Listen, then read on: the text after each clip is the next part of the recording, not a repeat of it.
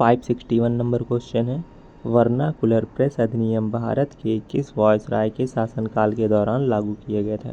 तो vernacular press act ये Lord Liton के टाइम लागू किया गया था।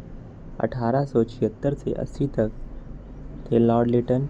Vernacular press act the gagging act 1878 में इस अधिनियम ने सरकार को कुछ भी आपत्तिजनक प्रकाशित करने की स्थिति में समाचार पत्र की संपत्ति जब्त करने की अनुमति दी। 562 नंबर है, निम्नलिखित में से किसने ब्रिटिश सरकार की ओर से अफगानिस्तान के मामलों में हस्तक्षेप करने के लिए त्रिपक्षीय संधि पर हस्ताक्षर किए थे। लॉर्ड ऑकलैंड ने किए थे।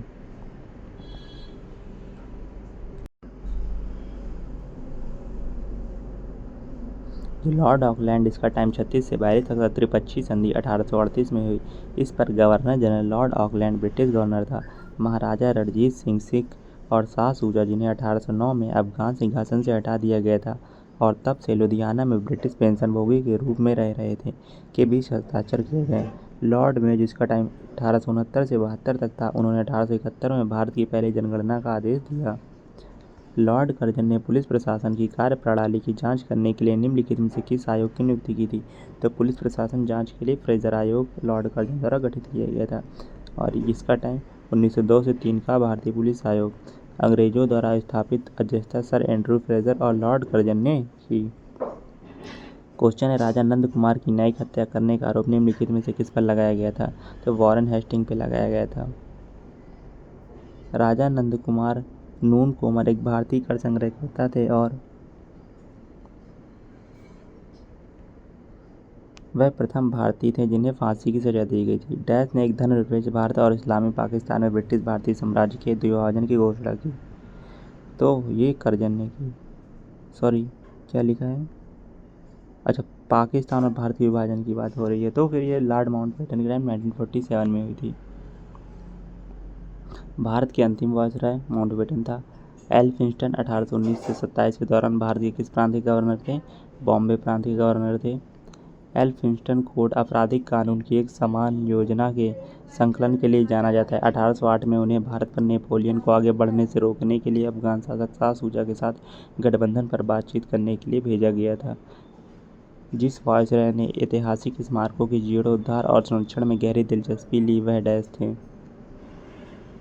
वह लॉर्ड कर्जन था। 1899 से 1905 द्वारा 1904 में प्राचीन स्मारक संरक्षण अधिनियम पारित किया गया।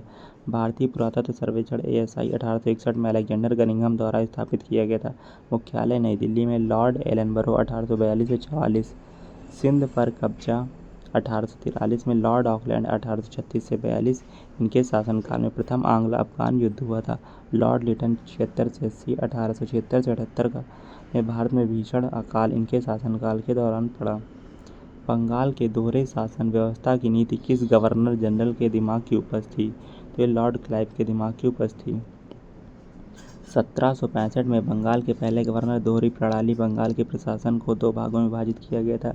दीवानी राजस्व एकत्र करने का अधिकार कंपनी को दिया गया था और निजामत प्रशासनिक अधिकार नवाब को दिया गया था।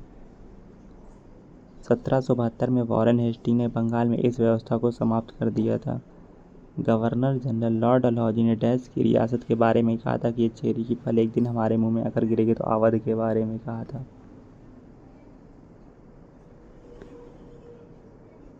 लॉर्ड डलहौजी ने यह बात 1851 में कही थी। 1856 में अवध साम्राज्य को औपचारिक रूप से ब्रिटिश साम्राज्य में मिला लिया गया था। एक सिद्धांत की घोषणा की, यदि कोई भारतीय शासक बिना किसी पूर्व उत्तराधिकारी के मर जाता है तो उसका राज्य लैप्स हो जाएगा, यानी कंपनी क्षेत्र का हिस्सा बन जाएगा। डैश 1813 से 23 तक गवर्नर जनरल के काल में सर्वोच्चता की एक नई नीति शुरू की गई। अब कंपनी ने दावा किया कि उसका अधिकार सर्वोपरि या सर्वोच्च था, इसलिए उसकी शक्ति भारतीय राज्यों की तुलना में अधिक थी। लॉर्ड हेस्टिंग्स 1814 से 16 के बीच आंग्ल नेपाल युद्ध हुआ। A history of British India dash द्वारा प्रकाशित रचना है। तो जेम्स मिल द्वारा प्रकाशित रचना है आ हिस्ट्री ऑफ ब्रिटिश इंडिया। 1817 में स्कॉटिश अर्थशास्त्री और राजनीतिक दार्शनिक जेम्स मिल ने एक विशाल 3 खंडों वाली कृति आ हिस्ट्री ऑफ ब्रिटिश इंडिया प्रकाशित किया। उनकी पुस्तक में इतिहास को 3 कालों में विभाजित किया गया था, हिंदू, मुस्लिम और ब्रिटिश। 1856 में गवर्नर जनरल डैश ने फैसला किया कि बहादुर शाह जफर अंतिम मुगल बादशाह होंगे और उनकी मृत्यु के बाद उनके किसी भी वंशज को बादशाह के रूप में मान्यता नहीं दी जाएगी, उन्हें केवल राजकुमारों के रूप में मान्यता दी जाएगी। तो लॉर्ड कैनिंग ने डिसाइड किया और ये 56 से 62 तक था। भारत के अंतिम गवर्नर जनरल और पहले वायसराय लॉर्ड कैनिंग ने भारतीय दंड संहिता आईपीसी की शुरुआत की और व्यवगत का सिद्धांत या हड़प की नीति को वापस ले लिया। निम्नलिखित में से कौन भारतीय राष्ट्रीय कांग्रेस के गठन के समय भारत का वायसराय था? तो लॉर्ड डफरिन था। डफरिन 1884 से 88 तक था। ब्रिटिश भारत के निम्नलिखित में से किस वायसराय ने प्रांतीय वित्त को केंद्रीय वित्त से अलग करने के लिए पहला कदम उठाया और 1870 में भारत में वित्तीय विकेंद्रीकरण की शुरुआत की? लॉर्ड मेयो ने किया। 1870 के संकल्प ने स्थानीय सरकारी संस्थानों के विकास की कल्पना की। अगला है, निम्नलिखित कथनों में से कौन सा सही है?